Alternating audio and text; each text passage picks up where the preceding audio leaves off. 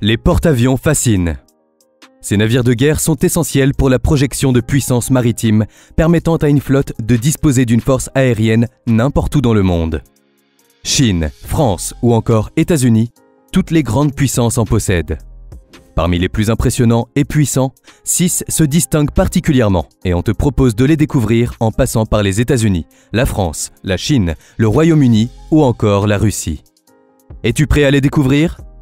Leur histoire et leurs caractéristiques ? Alors, c'est parti!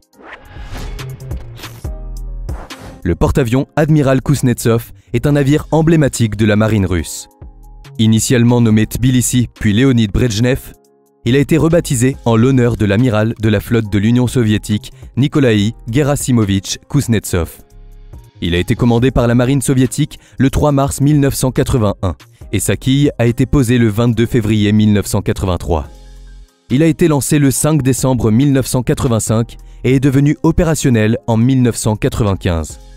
Conçu au chantier naval de la mer Noire à Mykolaïv en Ukraine, il est le seul porte-avions de sa classe à être en service actif. Son sister ship, le Variag, ayant été vendu à la Chine. Du côté des caractéristiques techniques, le Kouznetsov mesure 302 mètres de long et 73 mètres de large avec un tirant d'eau de 11 mètres. Son déplacement varie entre 43 000 tonnes à vide et 67 500 tonnes à pleine charge. Propulsé par 8 chaudières à fioul alimentant 4 groupes de turbines, il peut atteindre une vitesse de 32 nœuds. Il est équipé de divers systèmes d'armement, dont des canons K630 AA et des systèmes de défense rapprochés CIWS Kashtan. Il peut embarquer jusqu'à 41 à 52 aéronefs, incluant des chasseurs Sukhoi Su-33 et des hélicoptères Kamov Ka-272. Il a été impliqué dans plusieurs missions importantes, notamment en Méditerranée et en mer de Barents. Le Charles de Gaulle est le porte-avions phare de la Marine nationale française et le seul porte-avions à propulsion nucléaire construit en dehors des États-Unis. Sa construction a débuté en 1989 au chantier naval de la DCN à Brest et est mise en service le 18 mai 2001. Bien sûr, il a été nommé en l'honneur du général Charles de Gaulle, leader de la France libre pendant la Seconde Guerre mondiale et ancien président de la République française. Depuis sa mise en service, le Charles de Gaulle a participé à de nombreuses missions internationales. Il a été déployé en Afghanistan, en Libye et plus récemment dans le cadre de la lutte contre l'État islamique en Syrie et en Irak. Le porte-avions a également joué un rôle clé dans les opérations de secours humanitaires, notamment après le tsunami de 2004 en Asie du Sud-Est. Du côté de ses caractéristiques, on note qu'il mesure 261,5 mètres de long et a un déplacement de 42 500 tonnes à pleine charge. Il est propulsé par 2 réacteurs nucléaires K15, lui permettant une autonomie quasi illimitée et une vitesse maximale de 27 nœuds, soit 50 km/h. De plus, on peut noter que le navire est équipé de 2 catapultes à vapeur. Il peut embarquer jusqu'à 40 aéronefs, dont des chasseurs Rafale M, des avions de surveillance E-2C Hawkeye et divers hélicoptères. Son armement comprend des missiles surface-air Aster 15, des canons de 20 mm et des mitrailleuses de 12,7 mm. Avec un équipage d'environ 2000 personnes, le Charles de Gaulle est un véritable centre de commandement flottant, capable de projeter la puissance militaire française n'importe où dans le monde. Le HMS Queen Elizabeth est l'un des 2 porte-avions de la classe Queen Elizabeth de la Royal Navy britannique. Il est le plus grand navire de guerre jamais construit pour la marine britannique, avec une longueur de 284 mètres et un déplacement de 65 000 tonnes. Sa construction a débuté en juillet 2009 et il a été officiellement mis en service le 7 décembre 2017.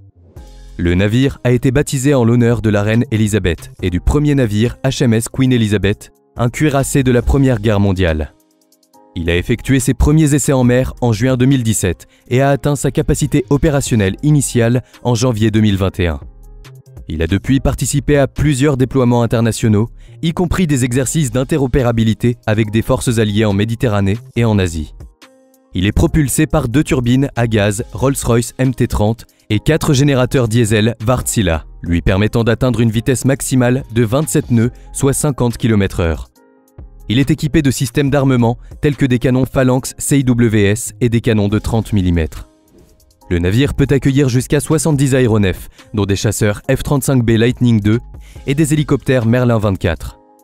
Son équipage se compose de 1450 marins. Il représente une avancée significative pour la Royal Navy, offrant une capacité de projection de puissance et de soutien aérien sans précédent pour les forces britanniques. Le USS Nimitz est un porte-avions polyvalent américain à propulsion nucléaire, faisant partie des 11 porte-avions géants de la classe Nimitz de l'US Navy. Il est l'un des plus puissants navires de guerre au monde et a été baptisé en hommage à l'amiral Chester Nimitz, qui commanda la flotte du Pacifique lors de la Seconde Guerre mondiale. Sa construction commence en juin 1968 au chantier naval Newport News Shipbuilding en Virginie et il est mis en service le 3 mai 1975. Son premier déploiement a eu lieu le 7 juillet 1976 en mer Méditerranée, marquant la première fois en 10 ans qu'un navire à propulsion nucléaire américain naviguait dans cette région. Parmi ses caractéristiques, on peut noter que le USS Nimitz mesure 333 mètres de long et 76,8 mètres de large avec un tirant d'eau de 11,3 mètres. Il déplace environ 97 000 tonnes en pleine charge et est propulsé par 2 réacteurs nucléaires A4W Westinghouse qui lui permettent d'atteindre une vitesse de plus de 30 nœuds, soit 56 km/h. Le navire peut accueillir un équipage de 3200 marins et 2480 membres du personnel aérien. Il est équipé de divers systèmes d'armement, dont des missiles surface-air 6 RAM et 6 Sparrow. En termes d'aéronefs, le USS Nimitz peut embarquer jusqu'à 90 avions.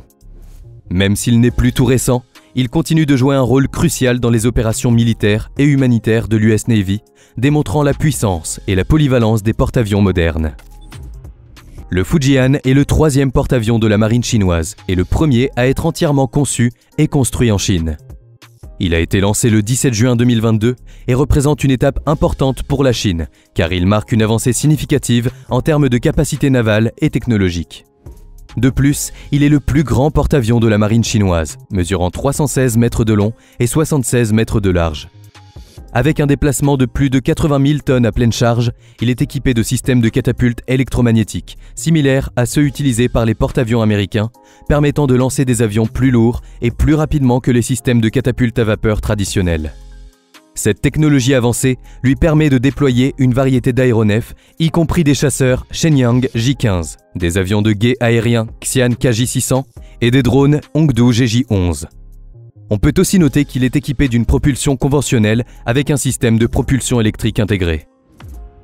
Le USS Gerald R. Ford est le premier porte-avions américain de la classe Gerald R. Ford de la United States Navy.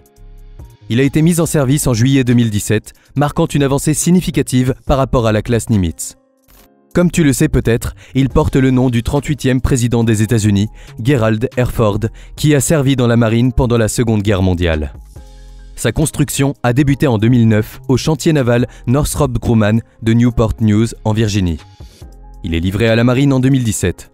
Sa première mission opérationnelle a eu lieu en 2022 où il a embarqué le Carrier Airwing 8 pour des opérations dans l'océan Atlantique et l'océan Arctique. En termes de caractéristiques, le Gerald R. Ford mesure environ 337 mètres de long et a un déplacement de plus de 100 000 tonnes à pleine charge. Il est donc l'un des plus grands navires de guerre jamais construits. Il est propulsé par 2 réacteurs nucléaires A1B, lui permettant d'atteindre une vitesse de plus de 30 nœuds. Cela lui offre un rayon d'action pratiquement illimité, ne nécessitant pas de ravitaillement en carburant pendant plus de 20 ans.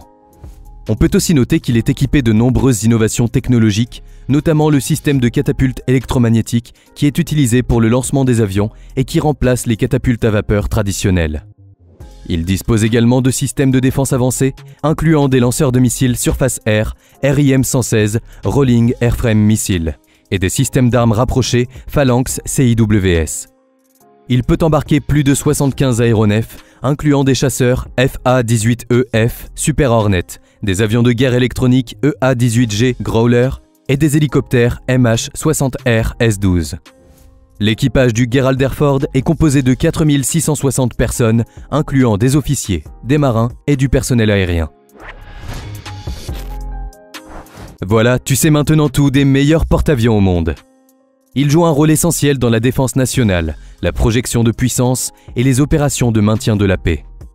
En combinant puissance, polyvalence et innovation, ces navires de guerre continuent de dominer les océans et d'influencer l'équilibre des forces à travers le globe. N'hésite pas à nous dire lequel t'impressionne le plus.